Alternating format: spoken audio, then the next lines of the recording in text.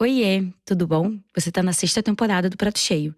E como a gente fala sobre caminhos, não poderia deixar de ter gravações em ambiente externo e muitas experiências.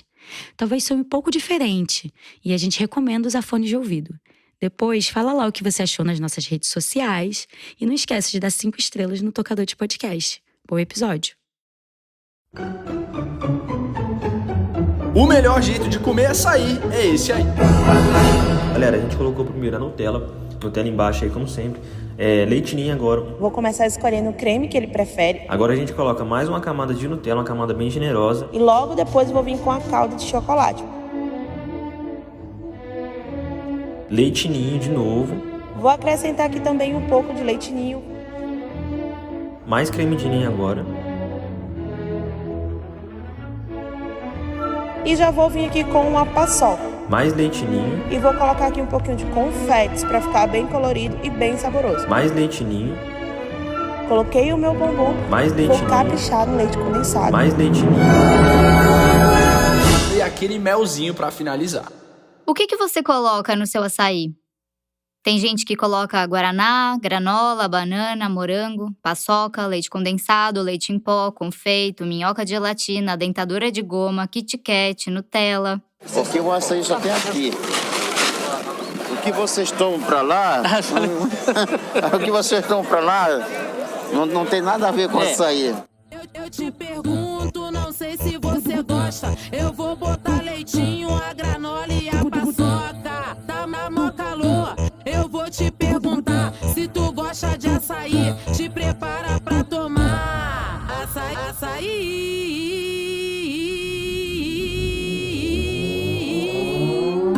açaí com paçoca, soca. De energético para marombeiros e esportistas, virou no mercado uma sobremesa que você encontra em qualquer boteco de esquina ou na porta do metrô. Virou também um case do empreendedorismo, além de um queridinho das exportações. Que o açaí é um ícone, a gente já sabe. Mas será que aquele surfista australiano que tá lá pagando $20 na sua tigela de açaí com goji-berry, blueberry e cranberry, sabe quanto andou por aí isso que começou como um fruto de uma palmeira? Será que a senhorinha do carrinho de açaí que enche o copo de leite condensado sabe? E você? Você sabe? Fomos até o berço do açaí. Para isso, não foi só um aviãozinho, não. Alugamos carro, visitamos fábrica, madrugamos no mercado, pegamos balsa, rabeta, mais barco, mototáxi, carona num caminhão, outro barco. Dormimos em comunidade ribeirinha, fomos atacadas por carapanãs numa plantação e conversamos com centenas de pessoas para tentar entender os caminhos que o açaí faz. Como resultado, mais que voltar com uma resposta específica e um percurso linear, a gente se deparou com um universo complexo de caminhos rizomáticos. Percebemos que são muitos cenários e nuances nos diferentes contextos envolvidos. Então chega aqui que a viagem é longa. Meu nome é Luísa Coelho e você tá no Prato Cheio, podcast de O Joio e o Trigo. Nessa 6ª temporada, a gente decidiu falar sobre caminhos e quis dedicar um episódio inteiro pro açaí, por ele ter se tornado um viajante que dominou o território nacional e cada vez mais expande sua fama mundo afora.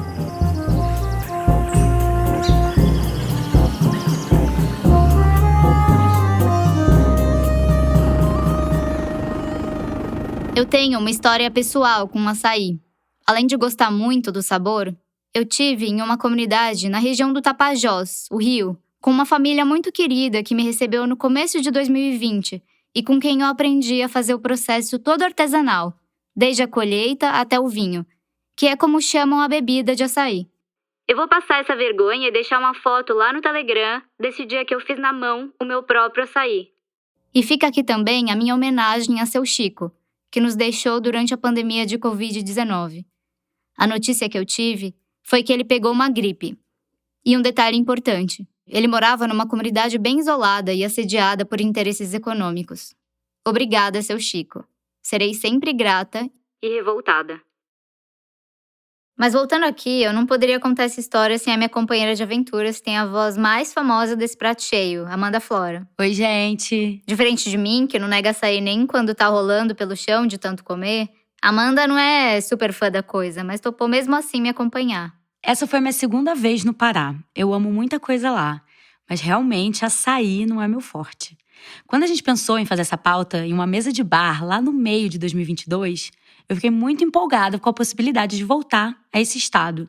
E investigar o açaí era a desculpa perfeita que eu precisava para tomar mais tacacá e suco de cupuaçu. Mas conta aí, Amanda, que você já pediu na redação que eu já vi. Pedi mesmo. É verdade, gente. Não corta essa parte. A gente tava conversando, né, Amanda, antes de viajar, sobre o que a gente chamou de açaí bossa nova. Quando a gente estava refletindo sobre isso, a Luísa e eu, a gente até brincou, né? Que a bossa nova tá pro bowl de açaí, assim como o açaí na cumbuca tá pro samba. É uma brincadeira, claro. Mas até que faz sentido, porque, veja bem, o samba da minha terra deixa a gente mole. Quando se canta... sem o samba, o João Gilberto nunca teria escrito uma linha sequer da bossa nova. Mas depois de repaginar com super acordes, diminuir um pouquinho o batuque, inserir uma voz mansinha, voilá! O samba da minha terra deixa a gente mole. Quando se canta todo mundo bole. Temos um novo movimento musical prontinho para ser exportado, do jeitinho que o gringo gosta. Não lembra o açaí? Quando se canta todo mundo bole. Quem não gosta? É o açaí chamado modelo. A sensação que dá é que tudo que sai do seu lugar de origem acaba deixando boa parte da essência por lá. Tem também o açaí Charlie Brown, uma coisa assim meio malhação.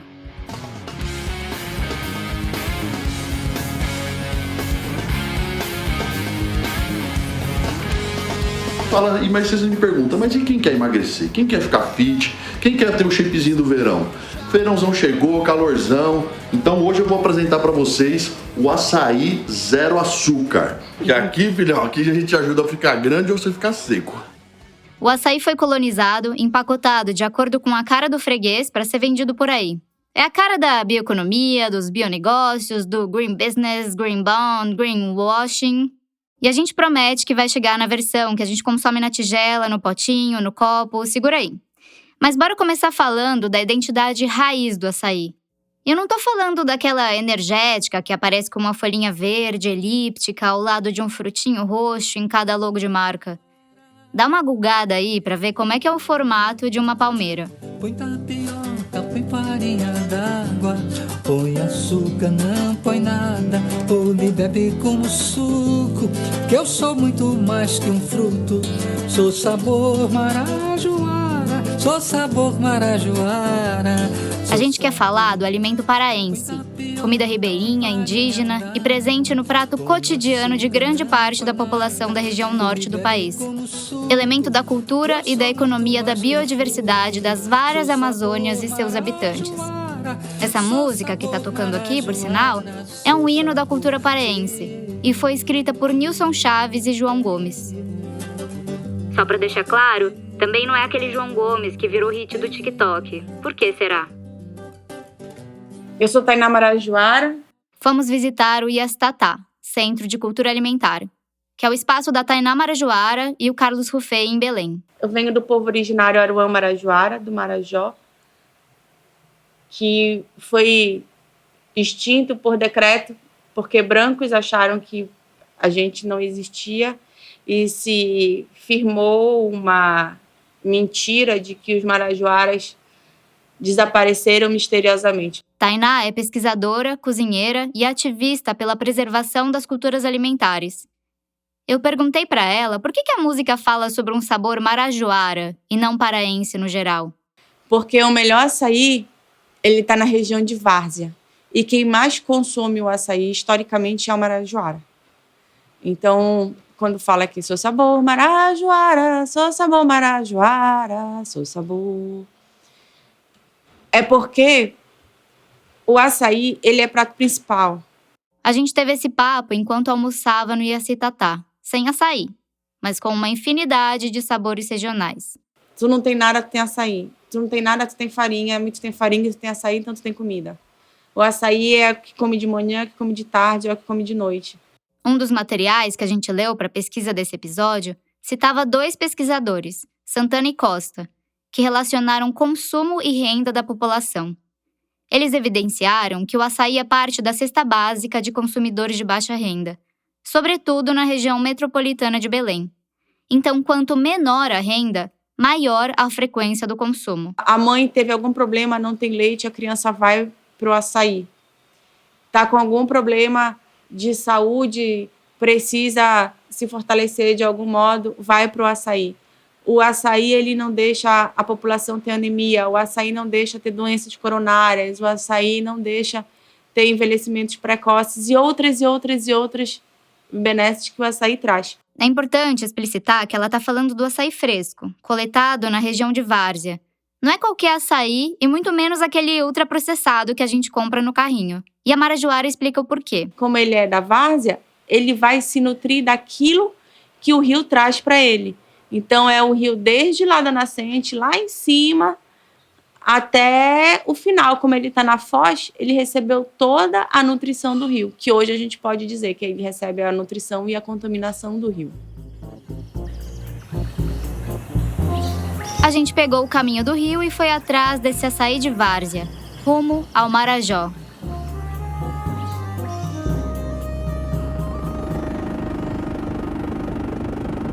Mas espera aí, Luísa, que não dá pra deixar de contar a saga que foi chegar em Curralinho, essa cidade da Ilha do Marajó. A gente chegou correndo em Belém pra pegar o barco. Como era a primeira vez que eu tava nesse tipo de transporte, eu acabei optando por um quarto, pagando mico mesmo, né? Já a Luísa já chegou super íntima, montando rede e tal. Ainda que o nó dela fosse pra lá de suspeito. Ah, foi mentira. Não, é verdade. Até levou um tombinho, mas beleza. Eu tava lá naquele quartinho, mas eu não aguentei a primeira turbulência. Logo eu saí pra tomar um ar, pra ver se aquele enjoo passava. E olha, não era pouco enjoo e não era pouco balanço. Era turbulência mesmo, assim, não dava nem pra ficar de pé direito no barco.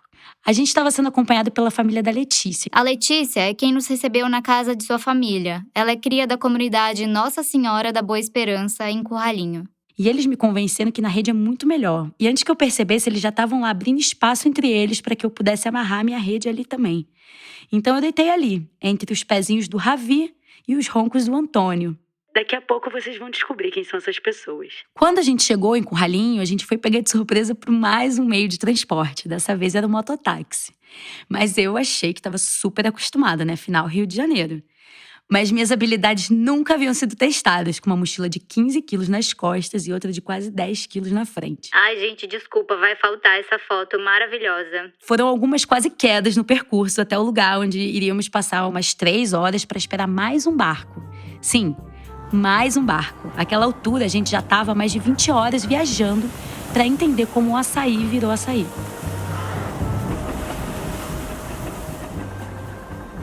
Mais 1h30 de barco e a gente chega ao nosso destino. Eu sou Letícia Moraes, eu sou extrativista, moro no projeto de assentamento agroextrativista Ilha São João I, no município de Curralinho, aqui no Marajó, no estado do Pará. E também estou hoje na Secretaria de Articulação Política de Juventude do Conselho Nacional das Populações Extrativistas, que é o CNS. O CNS é uma organização que nasceu na luta socioambiental de Chico Mendes, Wilson Pinheiro e outras lideranças que resistiam pela manutenção da floresta e pela permanência das populações em seus territórios. O Marajó você deve lembrar das notícias, porque foi um grande alvo das bizarrices de Damares Alves, a antiga ministra e atual senadora. E não só dela. E lá nós descobrimos que nossas crianças estavam sendo traficadas por lá. O programa Base Marajó foi construído no desgoverno, nesse desgoverno, em que o Ministério da Mulher, da Criança e dos Direitos Humanos, que era da ministra Damares, criou esse projeto Abrace Marajó com ações que dizia assim para o governo internacional: o Marajó está aberto esperando desenvolvimento. E o desenvolvimento é uma coisa que a gente tem muito medo quando ele não é pensado com a gente. Para quem é que vai desenvolver? Para quem? Existem muitos olhos interessados na Amazônia e nos conhecimentos gerados por ali. E não é de hoje, não. A região já teve seu período de exploração de sementes e de especiarias, da cana, da madeira, da borracha. Esses exemplos são clássicos para mostrar como tal desenvolvimento vem em ciclos e leva todo mundo. O queridinho da vez que chegou e segue com tudo é o açaí. E as comunidades estão se mobilizando para não repetir o cenário dos donos de terras e empregados. Mas não é fácil. O tipo de manobra é novo, mas a história é velha e se repete. Vale a pena lembrar que a gente tem um episódio sobre a Jussara, planta nativa da Mata Atlântica que é tipo uma prima do açaí, mas não tão famosa. O sabor é semelhante, assim como os impactos enfrentados pelos territórios diante desse tipo de manobra. Se eu fosse você, fazia uma dobradinha com esses 2 episódios. Agora vamos voltar para nossa viagem, quando a gente chegou lá na comunidade de Boa Esperança. Depois da balsa que chega pelo Rio Pará, na cidade de Curralinho, a gente pegou um outro barco para navegar no Rio Canaticu, o principal acesso para as comunidades da região, e onde a gente viu um grande fluxo de embarcações menores, portos grandes, comércios, igrejas, escolas. Dele, viramos e entramos para o Rio Pagão, mais estreito e menos movimentado. Cada casinha ali tem um próprio porto, isso porque não tem passagem de uma casa para outra. De um lado tem mangue, do outro lado tem mangue, atrás é mata e na frente é rio. E durante todo o percurso é palmeira de açaí para todo canto que se olha. A gente fazia um trajeto curioso entre a casa do seu Dudu e da dona Célia, pai e mãe da Letícia, e a casa que ela vive com seu companheiro Antônio e seu filho Ravi.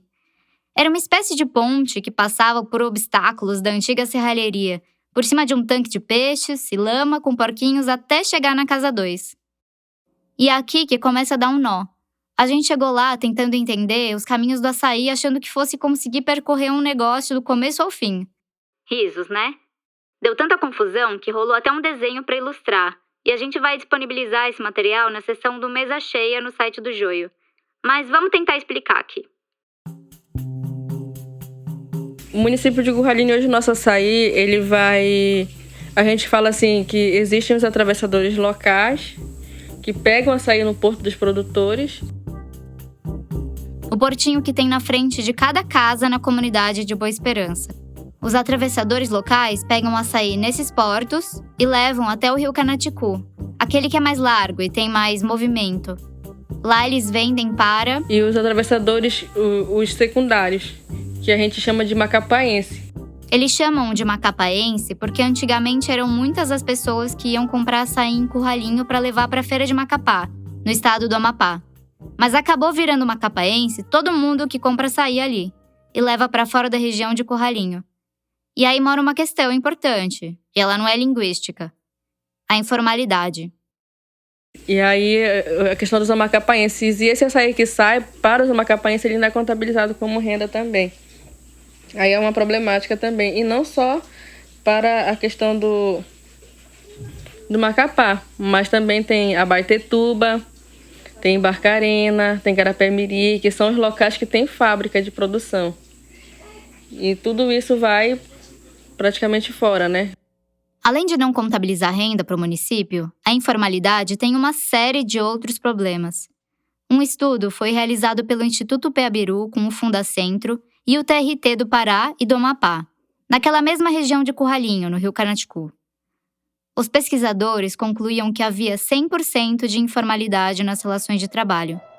Além disso, 9 em cada 10 entrevistados disseram que já tiveram alguém da família ou meeiro, aquele conhecido que chamam para trabalhar na colheita, acidentado no trabalho de seu açaizal. O estudo também mostra, e a gente viu de perto isso lá, que há alto índice de evasão escolar durante a safra. Uma das pessoas com quem a gente conversou deixou o cargo de professor na escola pública porque está compensando muito mais trabalhar no mercado do açaí, financeiramente e estruturalmente.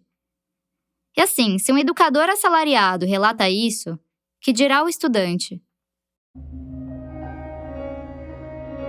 Vale lembrar por que a gente decidiu fazer um episódio específico para o açaí no meio da temporada de caminhos.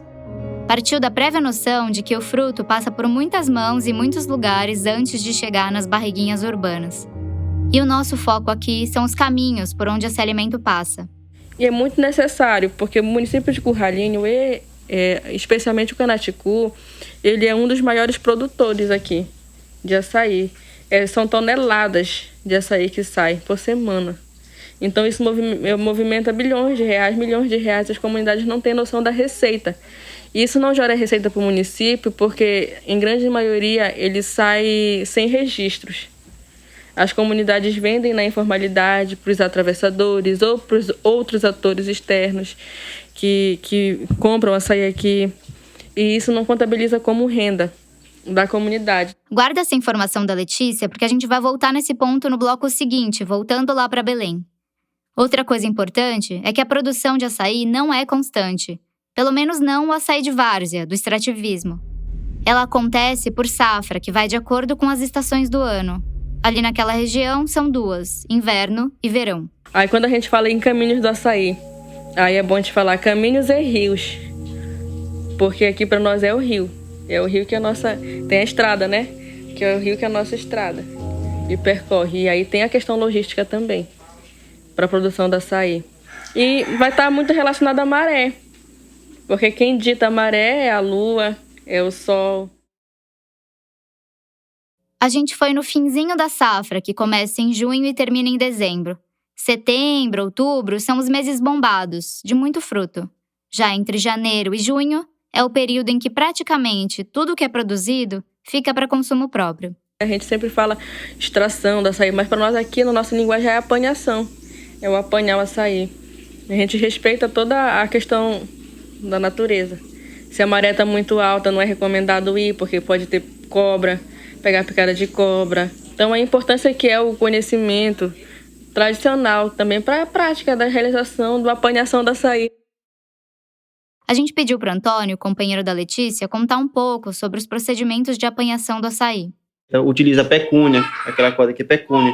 Peconha. Utiliza a faca para fazer o corte de alguma folha, a lona para colocar o açaí quando tira, o paneiro, que é feito tanto de fibra como de orumã ou então de jacitara. Paneiro. Algumas famílias levam basqueta para o mato, mas é difícil. Utiliza aquele paneiro também para carregar o açaí, onde ele é carregado do mato até a rabeta. Quando a água está grande, vem na rabeta. Quando a água está seca nos igarapés, eles fazem o transporte todo por terra. A gente fala, entendeu? Tem as trilhazinhas no meio do açaizal, onde a pessoa vem até chegar no porto do açaí. O transporte se dá ou na rabeta, ou então no casco, como ele é feito então pela terra, né? Mediante vem atravessando os igarapés com uma lata de açaí. E aí ele vem embora até chegar no porto. Rabeta, casco, igarapé. Ficou perdido? Junto com o desenho dos caminhos, a gente vai disponibilizar na página do Mesa Cheia, lá no site do Joio, um dicionário do açaí, produzido pela própria comunidade de Boa Esperança. O Antônio de Freitas Brito é um dos responsáveis por esse material. Ele se formou em Engenharia Florestal. Adivinha o título do TCC? Caminhos e Rios do Açaí, que fala exatamente sobre a cadeia produtiva do fruto, desde a colheita até a venda. Isso a partir do caso da comunidade onde ele mora. Já Letícia, também em seu TCC, no curso de Etnodiversidade, montou um plano de ação, cujo objetivo é eliminar os atravessadores na cadeia do açaí. Foi o match perfeito com o prato cheio. A gente acompanhou uma apanhação de açaí na casa da Letícia e do Antônio. Ah, tá. Ficou melhor? Uhum. Sobe.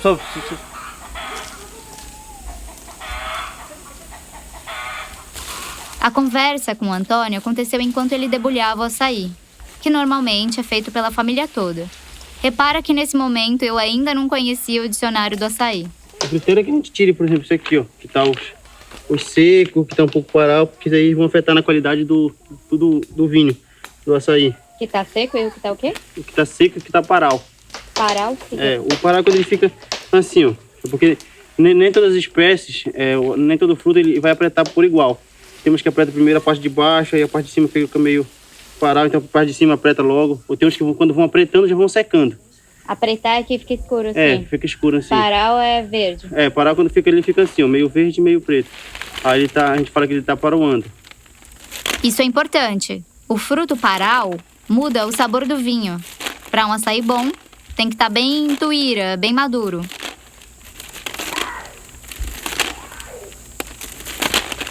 Se esse açaí fosse para venda, o Antônio ia encher um paneiro que comporta 14 quilos, levar para o porto da sua casa na manhã seguinte e entregar para o atravessador local. Mas esse aí era para consumo e tava uma delícia.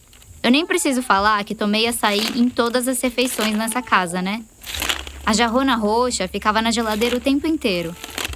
O pote de açúcar na mesa e o de farinha de tapioca na estante. Minha janta no último dia por lá foi isso. Açaí. Só açaí. No próximo bloco, a gente volta para a cidade de Belém.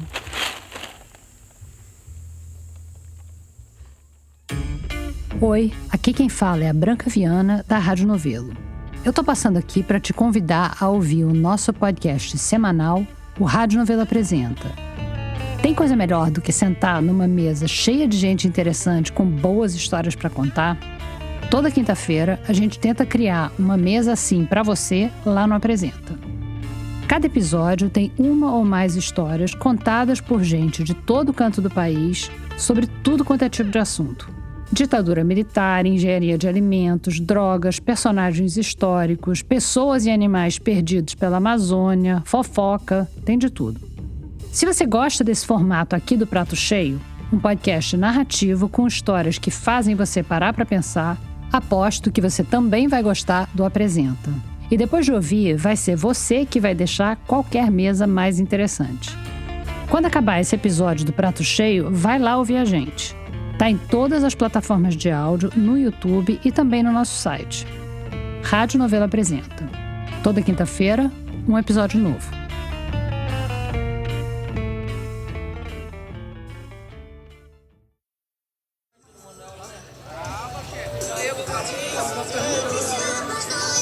Pensando aqui como que... Porque esse lugar é muito visual, né? Como que transportar esse visual no áudio. Meu olho não sabe nem para onde olhar, de tanta informação que tem nesse lugar. A gente tá na Feira do Açaí, que acontece durante as madrugadas em Belém. Não tem um lugar para ficar parado quietinho sem você atrapalhar alguém. Essa hora, a gente já tava pra lá de lá. É que foram 2 turnos na madrugada, de meia-noite às 2 e depois de 4 às 6, pra pegar o açaí chegando e depois o fim da feira. O que eu achei mais curioso no mercado foi a quantidade de coisa que acontece ao mesmo tempo. Essa região fica ali na zona central de Belém, na parte portuária. Então, mesmo na madrugada, o movimento é muito intenso. Ali é onde açaí é desembarcado, comercializado e distribuído.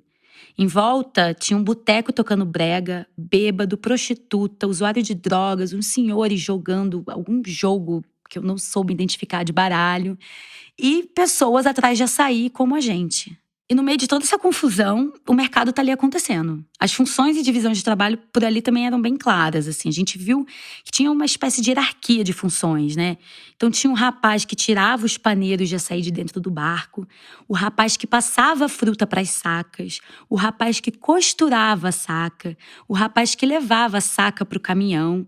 E, claro, também tinha os rapazes que negociavam. E eu tô falando rapaz repetidamente porque realmente mulher não tinha muitas por ali, não. Quando a gente chegou lá, soube que o açaí vinha de tão poucos lugares que dava até pra contar em uma mão, o que a gente estranhou. Um deles era Ponta de Pedra, o lugar do Marajó mais próximo da cidade de Belém.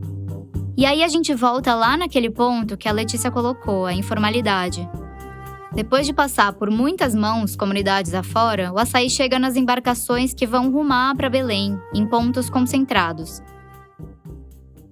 Mas ali naquele chão de pedra, nas basquetas, paneiros, sob as cabeças de trabalhadores que andam a madrugada inteira, tem frutos de comunidades diversas, de diferentes localidades que a gente nem sabe. Os preços variam a cada dia e durante a madrugada também. É como um pregão, sob variáveis como chuva, procura, oferta, qualidade do produto. Naquele dia, a gente perguntou sobre o preço para um dos vendedores ali, o seu Esmeraldo Miranda Freitas, conhecido como Papito. Que é melhor que uma bolsa de valores aqui. Então você não consegue fazer previsão da feira porque a gente não sabe o que vem. Nós dependemos da qualidade que vem. Se vier muito, barato. Se vier pouco, mais caro. Por exemplo, eu também sou batedor. Eu vendo meu açaí de 18, 24 e 30. Então eu tenho que levar o melhor. Perguntei pra ele se tem diferença entre as pessoas que compram esses tipos de açaí. Grosso ou papa, médio e o que chamam de popular, o mais aguado. Tem diferença de classe, com certeza. Tem pessoas que gostam de comprar meio, pé de água, de açaí. Eu vendo muito açaí de 30, de 24. Não vendo, quantidade maior é vendida de 18, né? Talvez você esteja se perguntando por que a madrugada. É que o açaí é extremamente perecível, então tudo acontece de madrugada, que é o horário mais fresco e que ainda dá tempo de fazer os deslocamentos. Vale aqui contar uma coisa rapidinho que eu não sabia. Existe açaí branco e ele é mais caro. A gente viu o açaí sendo distribuído de diferentes maneiras. Tem batedor que vai levar para o seu ponto de açaí para bater e vender no saquinho. Tem o povo dos restaurantes. Tem gente levando para outras cidades para vender para batedor.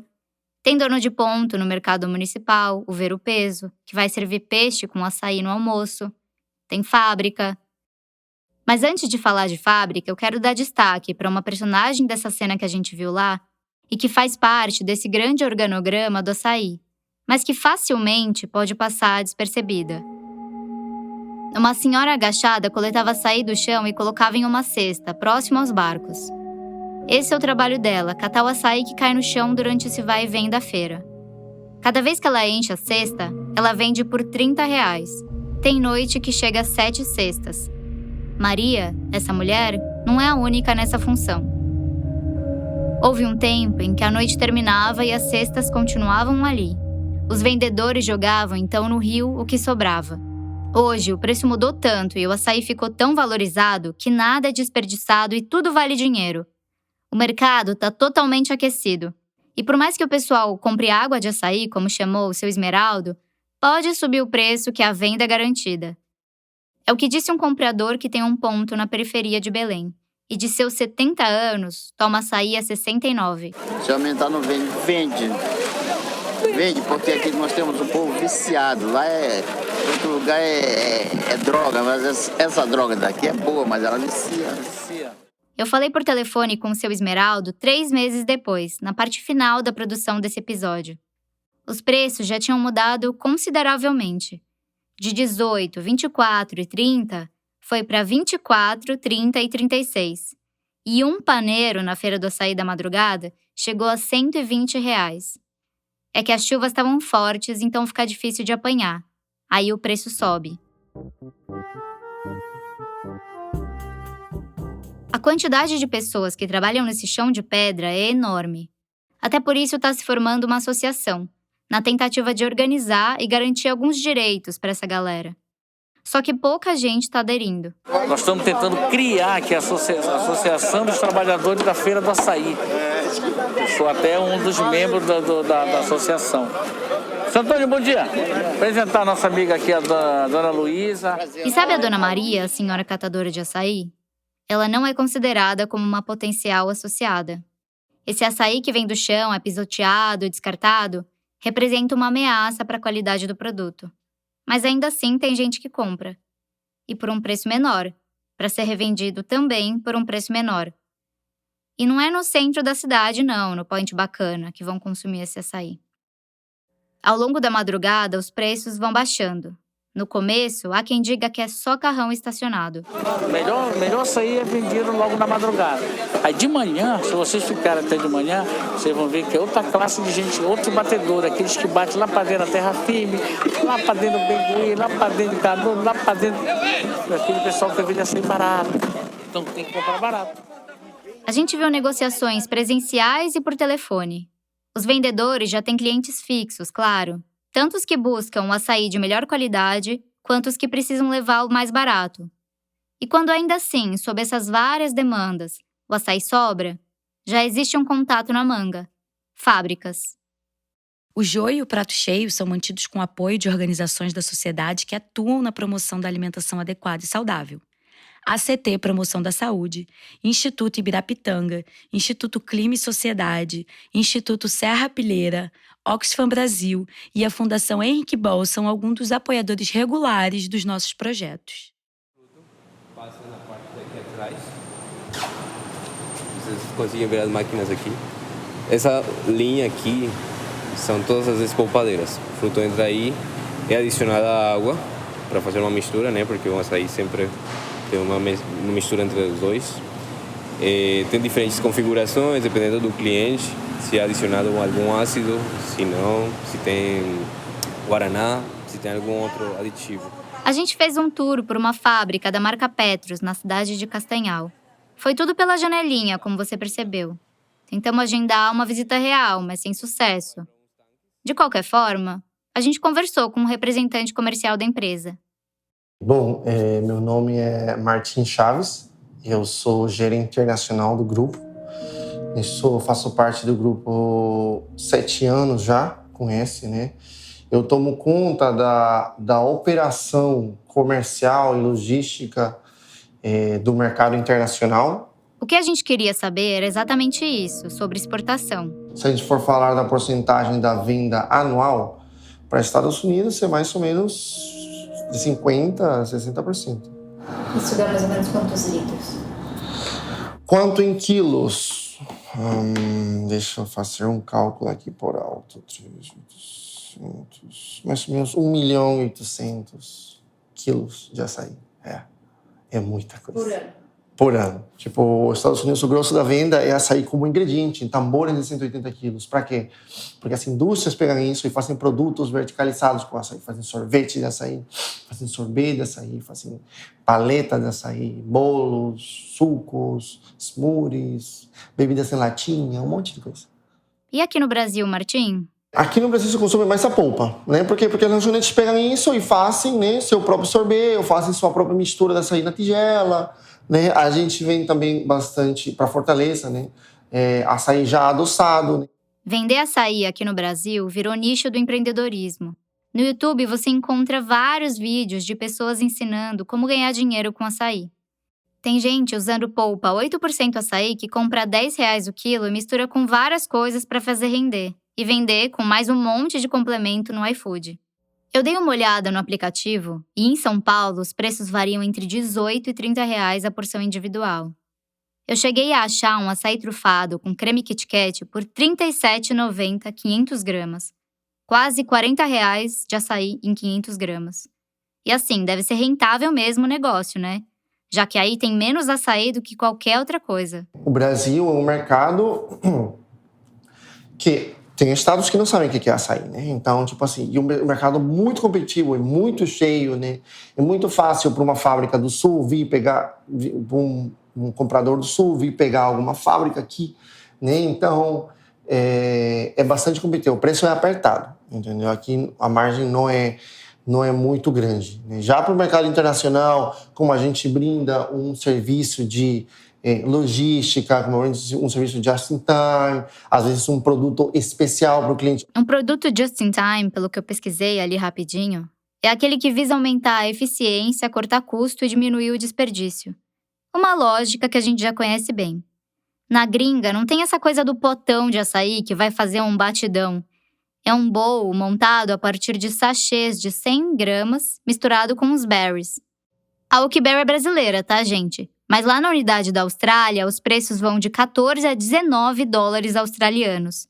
Coisa de 48 a 65 reais. E se você quiser colocar uma vegan protein ou uma gluten-free granola, mais uns 1 a 3 dólares. Mas e a qualidade?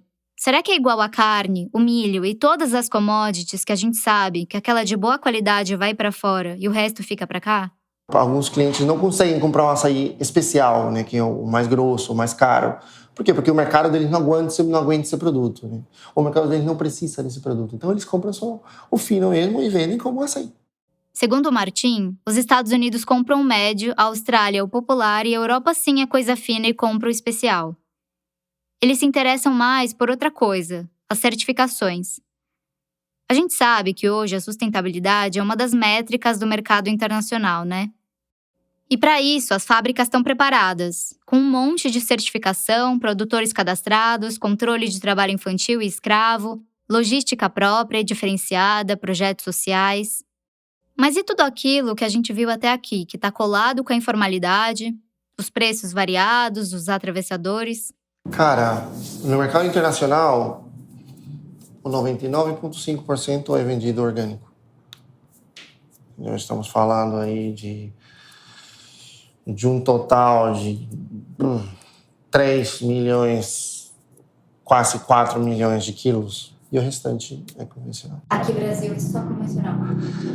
A maior parte aqui no Brasil é convencional. É a parte... Porque, tipo assim, o orgânico é um pouquinho mais caro, entendeu? E o povo brasileiro... É orgânico, tá bom. Faz o quê?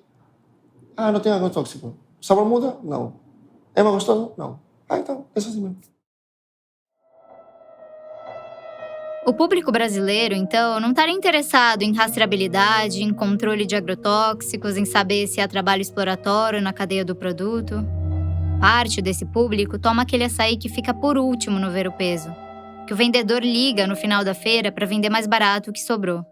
Quiçá, aquela cesta da Dona Maria, a juntadora dos grãos que caem no chão. Até agora a gente falou do cultivo tradicional do açaí, com caminhos entrecruzados, contextos variados, safra e entre safra e muita informalidade até chegar no prato do consumidor. Mas já tem gente mexendo os pauzinhos para garantir o controle sobre a produção e venda. No final de 2019, a Embrapa lançou a BRS Pai d'Égua, uma semente criada para produzir em terra firme com irrigação, e que promete mais rendimento e produtividade. Esse produto tem sido usado por grandes, médios e pequenos produtores. A gente foi conhecer uma dessas plantações, lá no município de Curuçá. No dia em que eu enfiei a Amanda num caminhão de última hora e onde ficamos por horas porque o caminho era longo.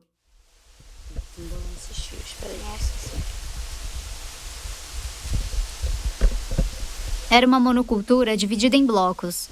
Entre as fileiras de árvores, um caminho permite a passagem de um trator dirigido pelo proprietário da terra, o que não acontece nas florestas, que tudo é junto e misturado. Em cima das árvores, trabalhadores com facas na boca ou no bolso da calça pulavam de uma estirpe, o tronco do açaí, para outra estirpe. Uma cena impressionante e aflitiva. Você vê? Aquele estudo que a gente citou lá em cima sobre as condições de trabalho do extrativista do açaí trata do trabalho extrativista, mas a gente viu um cenário não mais seguro no caso da monocultura. Esse material diz que a cadeia desse fruto caminha pelas trilhas das commodities. O mesmo da soja, do milho, do petróleo. Uma das barreiras para isso acontecer seria, segundo o documento, a não existência da produção fora da área nativa da palmeira. A outra é o fato do preço do açaí não ser ditado por um mercado externo ao produtor. Só que, pelo que a gente viu aqui, nenhuma dessas situações estão distantes da realidade atual. Quer dizer, com isso daí também, a gente já sente um pouco de diferença também de alguns anos mais atrás, né? Porque parece que as coisas vão mudando. Esse aí é o seu Dudu, pai da Letícia. Ele já sente a diferença na procura por açaí pelos compradores. E relata intervalos longos entre as vendas. É que fazendo sobrar açaí na mão do produtor, os preços caem.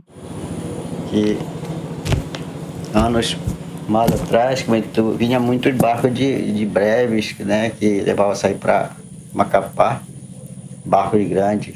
A maioria vinha daqui de cima, de breves, para Macapá. E agora já vem poucos, né? A gente já sente realmente que já tem uma produção também para ir para esses locais, né? Que realmente já não é tanto preciso eles virem para cá. Lembrei de materiais que vi de empresas de açaí dizendo que uma das metas é ser autossuficiente a partir de viveiros próprios. Talvez em breve eles não vão mais precisar do seu Dudu e das comunidades extrativistas. Eu quero fechar esse episódio com o começo, a fala da primeira pessoa com quem a gente conversou lá no Pará. Ainda não escutamos aqui Ivanildo Brilhante, também do CNS. Não, é porque é uma cadeia que não é dominada pelo agro. Ainda. Totalmente. Igual o laranja, outras coisas. É uma cadeia que é muito ator-produtor. A comunidade tradicional ainda domina quase que a metade. E envolve muitos municípios onde é o domínio do açaí nativo. E ela vem por vários lugares do atravessador. Destaque para a palavra ainda. Se o açaí virar uma commodity, o que vai acontecer com essa galera toda que a gente acompanhou nesse episódio? Bom, a gente sabe que o preço determinado por algo externo sempre flutua com critérios também externos ao contexto de produção. A conversa com seu Dudu nos dá indícios sobre a criação das relações de dependência geradas pelo mercado.